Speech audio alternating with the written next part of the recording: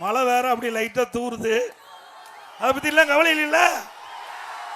நம்மள விவசாயி, விவசாயிக்கு மழை வெயில் இரவு பகல் எதுவுமே இல்லாத உழைக்கின்ற ஒரே ஜீவன் விவசாயி, விவசாய தொழிலாளி. நானும் உங்களை போல் விவசாயி.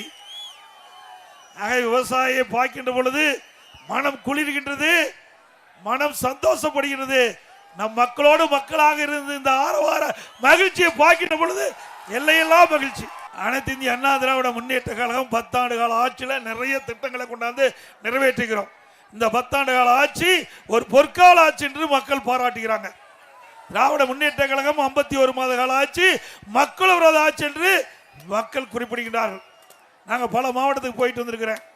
இன்றைக்கு எல்லா மாவட்டத்தில் இருக்கின்ற அந்த ஒவ்வொரு மாவட்டத்துக்கு செல்கின்ற பொழுது மாவட்ட ஆலோசனை கூட்டம் நடத்துவோம்.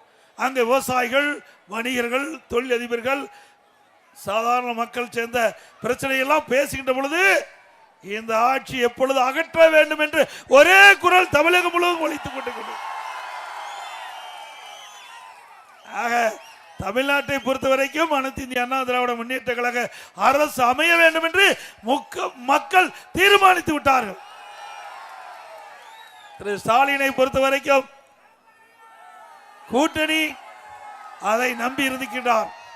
அனைத்து இந்திய அண்ணா திராவிட முன்னேற்ற கழகம் மக்களை நம்பி இருந்து கொண்டிருக்கிறது. இங்கே இருக்கின்ற மக்கள், இந்த மக்கள் தான் நீதிபதி.